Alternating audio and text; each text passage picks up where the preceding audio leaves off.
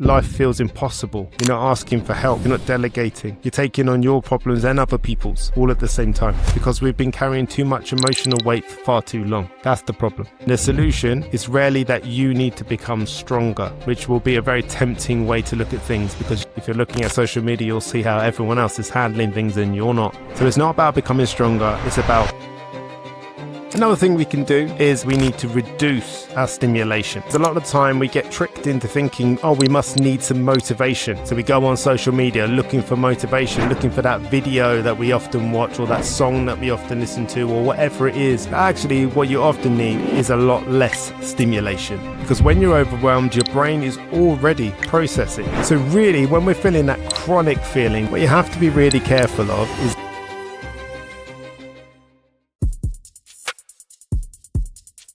Hello and welcome to the Johnny Lawrence podcast. I'm Johnny Lawrence and today I wanted to talk about something that actually I only spoke about a couple of weeks ago on the podcast, but I noticed something and that was that I did an episode about emotional exhaustion and I got an overwhelming amount of messages from people asking me about this topic, thanking me for talking about it. A couple of people said to me, it felt like you were actually talking straight to me.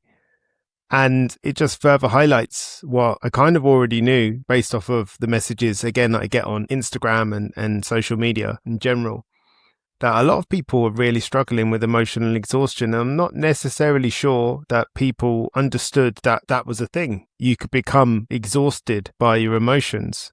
So hopefully that episode was really helpful, but there was a couple of other things that got brought up, some more questions, some more insights that really got me thinking about whether or not it was worth talking a bit further about it. So that's what I'm going to do today. But here's the thing, when you talk about emotional exhaustion, what you have to be really careful of is that you don't emotionally exhaust people while you're talking about emotional exhaustion. There are degrees to it.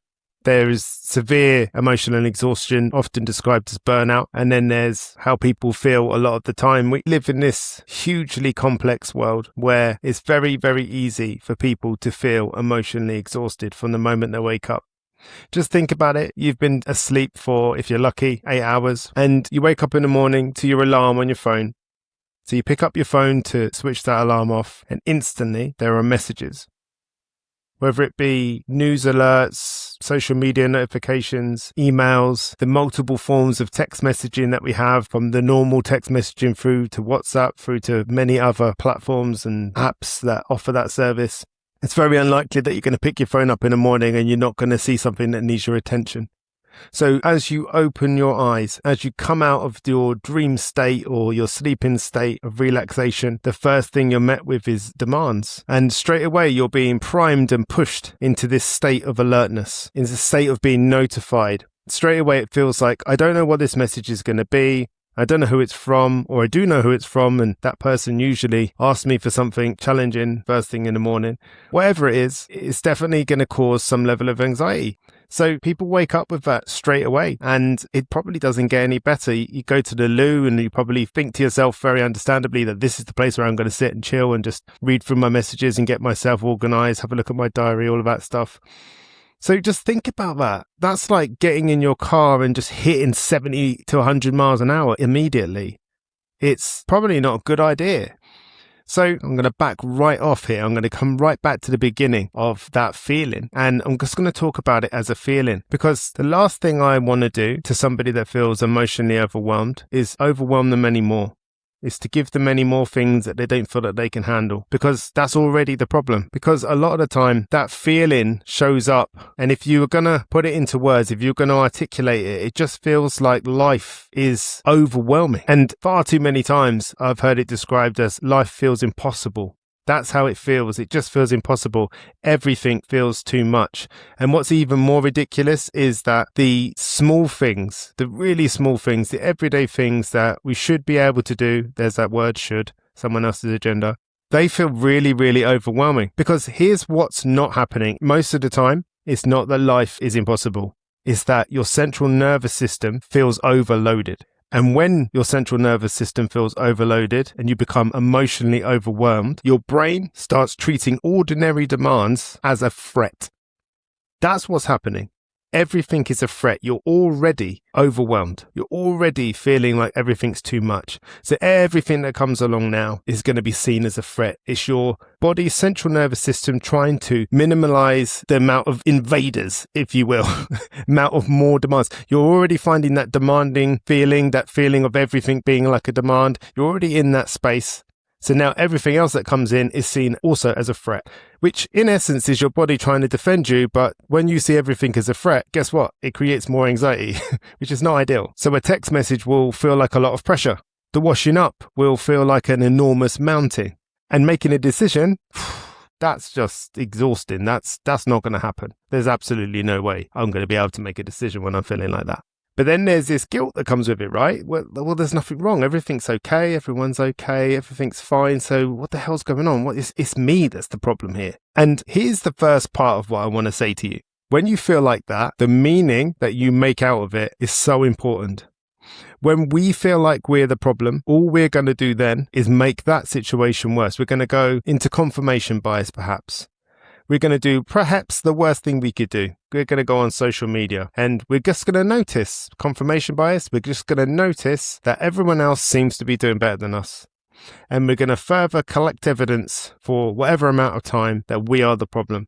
And guess what? That doesn't make you feel better. It really doesn't. In fact, it makes you feel worse. And what we become is we quickly become part of the problem.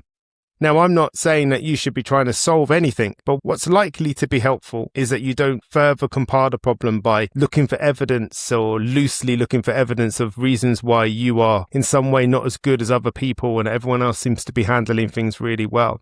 It's important in those moments that we keep an eye on the meaning that we're making of this situation. And that's why it's so important for me to point out to you that it's not that life's impossible. It's not that life's overwhelming. Is that your central nervous system is feeling overwhelmed and overloaded. That's a really important distinction and a mindset to keep on top of. Just to observe. Again, I'm not going to create another demand for you. I'm just saying to you, you're going to make meaning of this situation anyway. So better to make a meaning that's helpful rather than one that's unhelpful. One of the things we also do is we go straight to trying to solve the problem. We feel like life's overwhelming, so now we've set ourselves the mission of solving life and that we now need to work out, we need to think harder, we need to do more, we need to fix this problem. So we analyze, we plan, we worry, and we get to it. We start trying to figure everything out.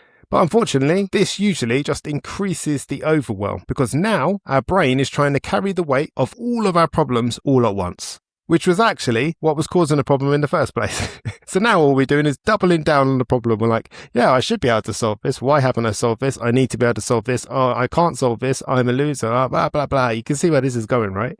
So instead of asking yourself, how can I solve all of these problems all at once and fix my life and make everything better? Maybe what we could try instead is, what is the next thing? Not the whole thing. What is the next thing? Because you can only exist in the moment that you're existing in right now. So when you get up in the morning and you see those messages on your phone as you turn off your alarm, then maybe you make a little pact with yourself. They might be urgent, but I'm not going to answer them yet. I'm going to turn my phone over and I'm going to go for a wee instead. Not in your bed. I recommend you go to the toilet. But therein lies perhaps a problem as well that could be solved in the future. Maybe we could find ourselves an external alarm clock. Maybe we could use an Alexa or buy an old school one, or we could have the alarm go off on something else, perhaps. So what is the next thing, not the whole thing? It's not going to be things like, how do I fix my career? How do I save my relationship? Or how do I get my life together? That's a good one to ask yourself at whatever time you wake up in the morning. Instead, you're going to simplify it because, again, you can only exist in the moment you're in. So instead of thinking to yourself, you've got a mountain of emails to reply to, can I just reply to this one email? Instead of thinking I've got to hit my hydration target for today and I've got to drink plenty of water because yesterday I felt really dehydrated and I had a headache. Instead of that, I'm just going to have one glass of water instead and start there. Feeling a bit overwhelmed, the house is really busy and stressing me out. I'm just going to go for a little walk. Just around the block. I'm not going to aspire to get my steps in or anything like that. I'm just going to take a little walk. If there's a mountain of washing to fold, I'm just going to fold 5 items and see where it goes. What we're trying to do here is we're trying to just really, really downgrade the pressure. We're just trying to get started on things. And if you say to yourself, you're going to do 5 items of washing and you end up doing 10 or 20, great. If you do 5, that's also good. It's not about trying to trick yourself. It's about being kinder to yourself, which is something that I gather you're not very well practiced at. Because the nervous system calms when life becomes small enough to handle. Another thing we can do is, and this I think maybe is one of the most important, and that is we need to reduce our stimulation. Because a lot of the time we get tricked into thinking, we must need some motivation. So we go on social media looking for motivation, looking for that video that we often watch or that song that we often listen to or whatever it is, wherever it is you find your motivation. We think we need that. That's what we think. We think, I'm motivated. I must need some motivation. But actually what you often need is a lot less stimulation. You're feeling overwhelmed, remember? Because when you're overwhelmed, your brain is already processing. It's processing news, it's processing social media, processing notifications, responsibilities that you might have through the day. We're also thinking about other people's expectations and future problems that we need to worry about that are coming up in 2 weeks, a month, whatever. And let's face it, quite simply, adding more information rarely helps us. So really, when we're feeling that chronic feeling that really like this is getting hard, I just want to run away, I just want to go and escape. And I've had that feeling so many times where I just think to myself, why can't I just have a really simple life where I just live out in the middle of nowhere and don't see anybody or listen to anything? The idea of just sat on a decking somewhere in the mountains drinking a cup of coffee. Yeah, I mean, that's extreme, right? But we've all had that feeling where we just want to disappear. We just want to run away. So what that is telling you is not that maybe you should do that, because that might panic some people. It's the idea that maybe instead of that, we just take 24 hours and we do what we can to reduce our stimulation. So we put our phone down more often. We don't take it to the loo with us. We don't pick it up. We don't put it where we can see it. We leave it upstairs or we leave it somewhere where we're not going to get to it very easily. Maybe we just notice how often we're reaching for it, because every time you pick that thing up, it's going to feel like a demand. Let's face it, every app on it, the phone itself, is all designed to capture your attention and to keep you using it. And when you're doing that, you're not doing the things that you need to be doing. So it's a double-edged sword. Not only are you falling behind, you're also being overstimulated by this phone, because we need to avoid doom scrolling. Because the name's in a title, all it's going to do is sell you doom. You're going to find out you're not good enough. You're going to find out that you can't afford things. You're going to find out that in some way, shape or form, you should be worried, because somewhere in that equation, there'll be somebody that can solve your problem for you. So put down the phone, spend more time outside. And when I say that, I don't mean you have to make it epic. I mean, just go and stand outside. You might go, yeah, Johnny, it's raining. I'm not keen. Just go outside, close your eyes, put your head up and just let the rain drop on your face. Feel it. Become present. Realize that it's not the end of the world. Perhaps you can listen to some music. And when I say music, I'm probably not talking about death metal or hardcore hip hop. You might like that music. Perhaps we need something a little bit more soothing. Just saying. But my favorite, and I did it this morning, in fact, I got a lot on at the moment. I'm very busy. I don't like to be as busy as I am right now. I'm not one of those people that really thrives off of that. And I woke up this morning with a little bit of overwhelm creeping in. So I sat outside, and luckily it was a nice enough day. It wasn't too cold. I sat outside and I just made myself a coffee. And the dog followed me out and was sniffing around the garden and rolling around. And I was just connecting with how peaceful a dog can be and how present a dog can be. And I was just watching her, just doing whatever, just being very content and happy with what she was doing in that moment. It was a really lovely feeling, a very grounding feeling for me. And the other thing as well is when I say to you, take a walk, because that's also a good idea, take a walk without a podcast, take a walk without your phone. You know, taking a walk while speaking to your best friend might sound like a really nice thing to do, but likely all you're going to do is bring up all of the ways that you're feeling, and they're going to try and solve the problem and find that frustrating, and then the whole thing just goes wrong.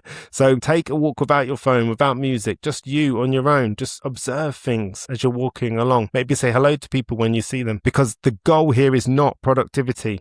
The goal here is to de-stress, is to try and reduce the overwhelm and the demanding feeling that you're experiencing. Because you're trying to, if there is a goal here, which I don't love that word, but it's to try and create enough space for your central nervous system to realize that it's safe. Because that's what we're doing here. Remember, your central nervous system is seeing everything as a threat, so safety is paramount. And then lastly, and very much the one I think we would all avoid for understandable reasons, is tell the truth about what you're feeling. A lot of people say to themselves that they're feeling stressed, or they say to someone else that they're feeling stressed, and that might feel true.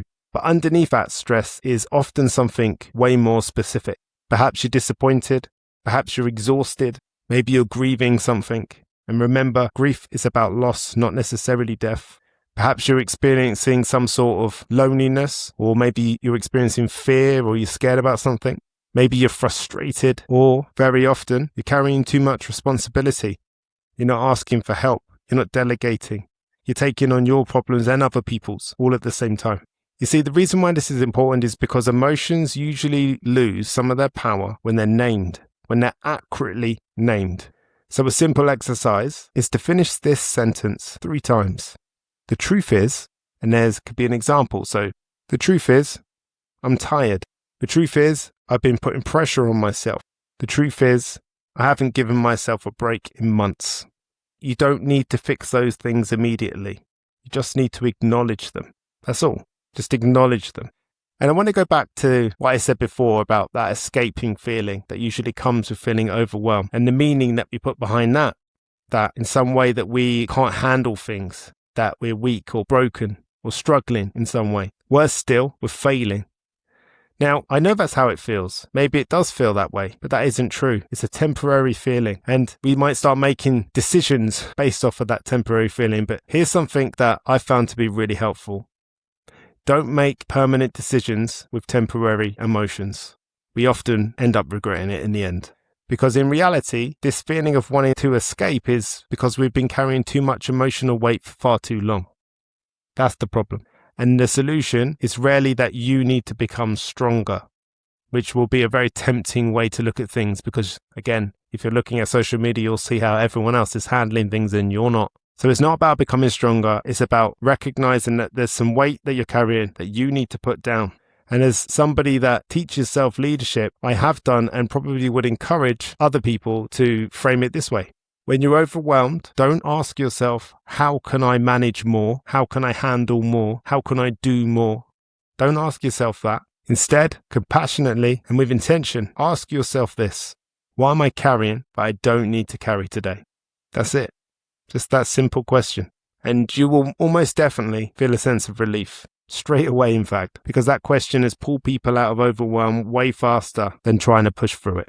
Thank you so much for listening to the podcast today. I hope it was helpful. I hope it didn't overwhelm you. And I look forward to seeing you next week on another episode of the Johnny Lawrence Podcast.